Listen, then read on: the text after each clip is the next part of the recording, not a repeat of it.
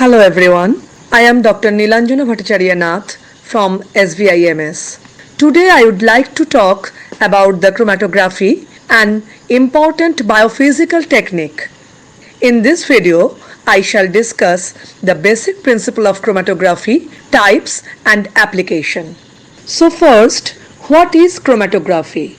Chromatography is an analytical technique used for separating a mixture of chemical substances into its individual components. Russian botanist Michael Sweat coined the term chromatography in the year 1906. The first analytical use of chromatography was described by James and Martin in the year 1952 for the use of gas chromatography for the analysis of fatty acid mixture. So next, how does chromatography work? So as I have told you that it is a series of laboratory technique for separating of mixture of chemical substances into its individual components. For example, I have two chemicals A and B. Let them mix and react with each other and form a new product C. After completion of the reaction, I have a mixture which contains number 1 unreacted A, number 2 unreacted B and number 3 newly formed C. Now I have to separate A, B and C to isolate and analyze only pure C. So this is the basic process of chromatography. So chromatography is based on the principle where molecules in mixture applied onto the surface or into the solid and fluid stationary phase. It is also known as stable phase, is separating from each other while moving with the help of mobile phase. So basically there are two different phases. One is mobile phase, another is stationary phase. So mobile phase is the solvent moving through the column and stationary phase is the substance which stays fixed inside the column. The factors effective on this separation process include molecular characteristics related to adsorption, that means liquid solid adsorption, partition and affinity or differences among their molecular weights. Because these differences, some components of the mixture stay longer in the stationary phase and they move slowly in the chromatography system, while others pass rapidly into the mobile phase and leave the system faster. So chromatography means, chroma means color and grapheon means to write or to plot a graph. That means with the help of chromatogenic reaction, color reaction, we have to isolate and analyze the particular chemical substance. So for mobile phase, normally we are using the organic solvents. So organic solvents are, that is very common, that is 1:1 hexane and ethyl acetate. And for stationary phase, there are different types of stationary phase normally we are using. For example, paper for paper chromatography, glass coated with silica, that is thin layer chromatography, etc. etc. So when I applied that particular mixture at the bottom of the plate and placed the plate within a jar containing the organic solvent, then gradually by capillary action the solvent start to move and different chemical, they have the different degree of adhesion with the stationary phase. So maybe the stationary phase is the paper or the silica, and as a result they travel at different speed through the stationary phase indicated by the separation of different bands. So three components, they are most important.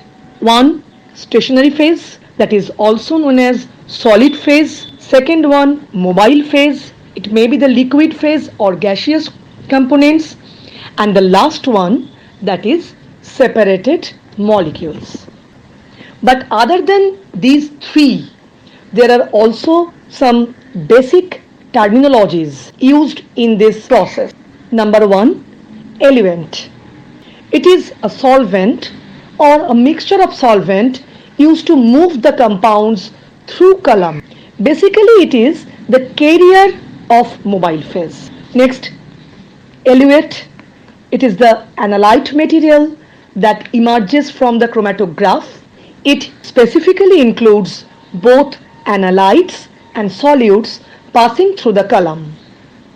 Next, elution. Basically, it is a process of extracting one material from another by washing with solvent.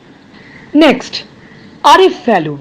RF is the retardation factor, which is the ratio of the distance traveled by a compound in a mobile phase compared with the distance traveled by the front of the mobile phase itself.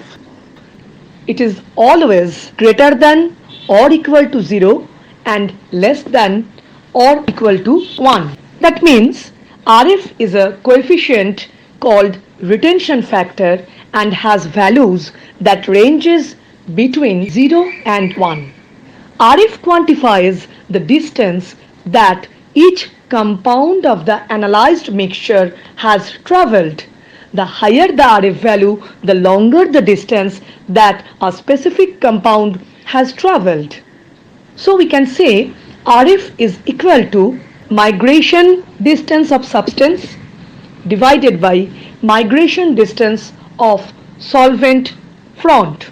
For example, if the distance traveled by a compound from its origin to its new position is 2.1 centimeter and the distance traveled by the front of the mobile phase from the origin to the solvent front is equal to 2.8 centimeter, then RF is equal to 2.1 by 2.8 is equal to 0.75. Next, the types of chromatography. Based on the mechanism of separation, there are mainly two types of chromatography. One is adsorption chromatography, another is partition chromatography. So what is adsorption chromatography?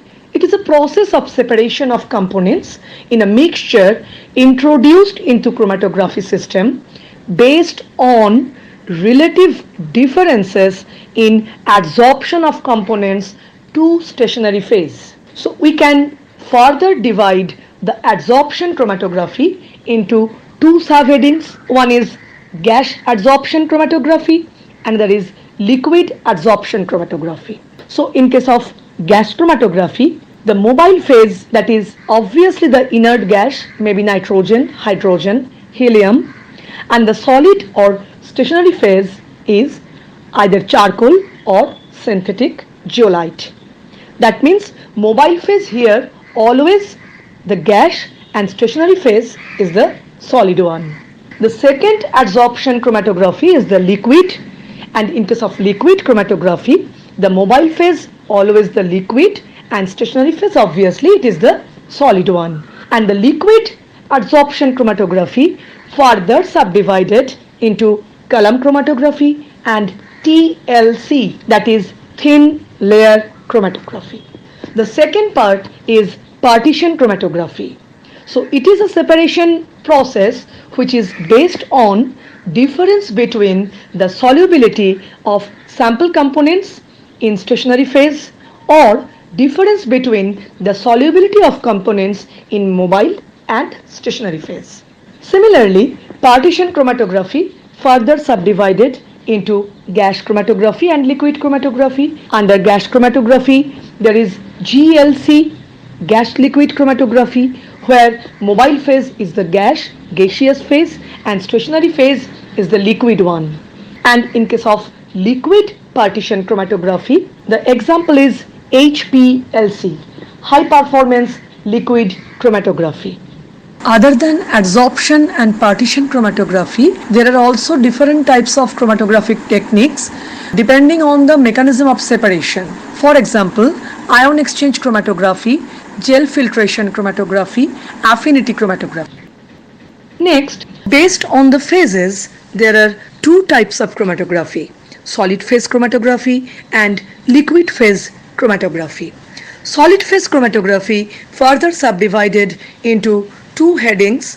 Number 1, solid liquid chromatography. Number 2, solid gas chromatography. Similarly, liquid phase chromatography further subdivided into liquid chromatography and liquid gas chromatography. Next, based on shape of chromatographic bed, we can divide the chromatographic technique into two basic division. Number 1, planar. Number 2, column. Planar chromatography further subdivided into paper chromatography and thin layer chromatography. Column chromatography also further subdivided into packed column chromatography and open tubular chromatography. Packed column chromatography is basically a type of chromatography where solid stationary phase is coated with liquid stationary phase and may fill the whole volume of tube. Whereas in case of open tubular chromatography, it contains the tube wall with open path. Last, the applications of chromatography. Chromatography has several important applications. Number 1, in pharmaceutical sector, we can use this technique to identify and analyze samples for the presence of trace elements or chemicals, detects the unknown compounds and purify the mixture, and also in case of drug development. In chemical industry, we can also use this technique in testing water samples and checks air quality. HPLC and GC are very much used for detecting various contaminants such as polychlorinated biphenyl in pesticides and oils. In food industry, we can also use this technique. In forensic science, mainly in case of forensic pathology and crime scene test, like analyzing blood and hair samples of crime place, we usually use chromatography. And last but not the least, in case of molecular biological studies, we obviously use this important technique. So, from the overall discussion, we can conclude that chromatography is a simple and exceedingly flexible principle that will continue to spawn new variations and new implementations into the foreseeable future. Thank you.